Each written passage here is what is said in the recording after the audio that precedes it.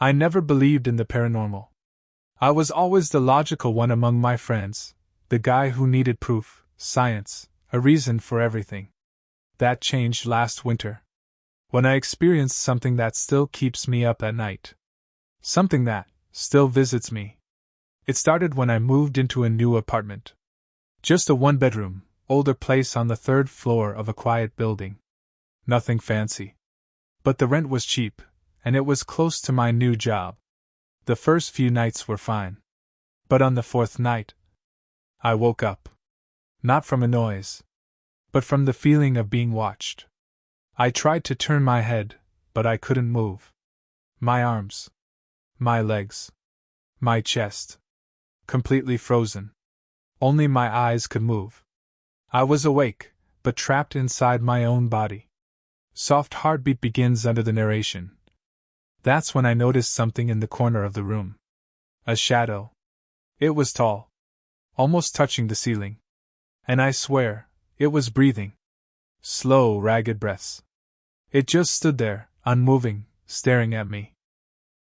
I wanted to scream, cry, do anything. But all I could do was stare back. Then it began to move. Step by step. Closer. Each step made the air feel heavier, like the room was filling with water. And then, it leaned over my bed. Its face just inches from mine. I couldn't see eyes, just darkness. But I felt it watching me. Studying me. Then everything went black. I woke up the next morning, drenched in sweat, heart pounding. I told myself it was a nightmare. Sleep paralysis. I'd heard of it before. It was common. Harmless. A glitch in the brain. But then it happened again. And again. Every single night. 3:17 a.m. Sometimes the shadow would stand by the closet. Sometimes it would crouch in the corner. But it was always there, always watching. And the worst part? I started to notice things during the day too. My phone would be in a different place than I left it. Doors slightly open.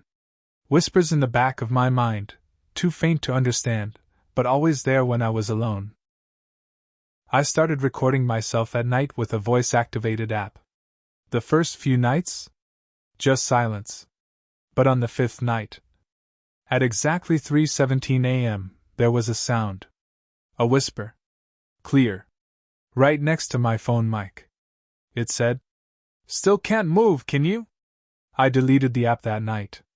Started sleeping with the lights on. Coffee. No more late nights. Tried to stay awake as long as I could. But sleep always comes. Eventually. And when it does, so does he. I began calling it the Watcher. And over time, it started to change. One night, it didn't just stand there. It sat on my chest. I felt every ounce of its weight crushing me. Another night, I could hear it laugh. Low. Guttural. Like something that wasn't human. I finally broke when I woke up with scratches on my shoulder. Not deep, but fresh. And no, I don't have pets. No sharp edges on the bed. I even checked the cameras I installed. Nothing. Just me, tossing in bed. Alone. Except I wasn't. The final straw was the night I dreamed I was buried alive. Couldn't breathe. Couldn't scream. Darkness pressing in. When I finally woke up, coughing, choking, I saw the shadow, standing just inside the bedroom doorway. This time, it waved. Not a friendly wave. More like it was mocking me. Low distorted static builds. I moved out the next day. Didn't even pack. Just grabbed my keys and drove to my brother's place 2 states away. I haven't had an episode since. But I still wake up sometimes, around 3:17. And I can feel something just outside the edge of sleep. Waiting. Watching. And sometimes, just before I drift off, I hear that same voice again. "Still can't move, can you?" It's been 3 months since I ran. 3 months since I left that apartment behind. And since the shadow, the thing I called the Watcher, stopped showing up. I thought I escaped. I moved 2 states away. Into my brother's guest room. Fresh air, company, Daytime noise, no more isolation. At first it worked. I started sleeping again. No 3:17 wake-ups. No sleep paralysis. It felt like my life was finally going back to normal. But evil doesn't care about distance. It waits. And then, it finds you again. Soft static crackles begin to rise, like a signal trying to break through. One night, while staying up late watching TV, I nodded off on the couch. Just for a few minutes. I woke up, paralyzed. Chest tight. Muscles frozen. Eyes darting. And there, across the room, in the hallway just beyond the kitchen, was the shadow.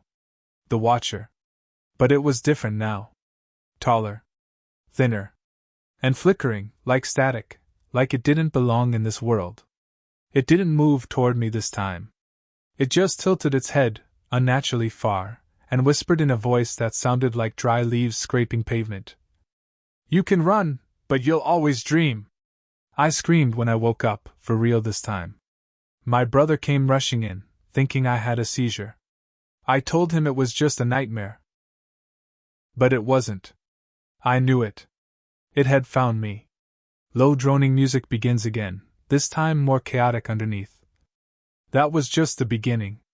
It didn't come every night like before. It was worse now, unpredictable. I'd go a week with normal sleep. And then, one night, I'd wake up at 3:17. Frozen. With something breathing next to my bed. It never spoke again. But it got bolder.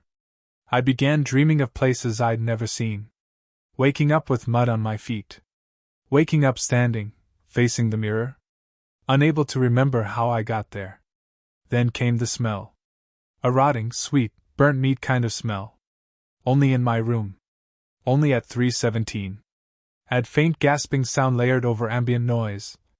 One night I asked my brother if he ever heard anything at night. He looked at me strange. He said, "Sometimes. I hear someone talking in your room. But when I check, you're always asleep." After that, I stopped sleeping altogether. 2-3 days at a time. My body shaking, losing focus. But that only made it worse. Because eventually I collapsed. Passed out at my desk. And this time, the dream was longer. I was in my childhood home. The halls were endless. Warped. The doors were too tall. And behind each one was me. Sleeping. Paralysis. Over and over. In one room, I was screaming silently. In another, crying. In the last one, the Watcher was standing over me. It turned to look directly at this version of me, dream me. And then it spoke in my voice. "There's nowhere left to hide." I woke up in the hospital. My brother found me having what he thought was a seizure, clawing at my own chest, whispering, "He's inside, he's inside." Doctors said it was stress. Exhaustion. But deep down I knew the truth. Voice whispering, "He's inside. He followed me here. But it's worse than that now. He's in me. Every time I fall asleep, he shows me something new. Places I've never been. Things I shouldn't know. He shows me other people. People who are suffering from the same thing. And in those dreams, I'm not just watching them. I'm standing over them. Like he once did over me. I don't know how long I have before I stop waking up as myself. But if you've ever woken up paralyzed, if you've ever seen a shadow in the corner of your room, if you ever feel like something is watching you right as you fall asleep, run. Because once he finds you, you don't dream alone anymore.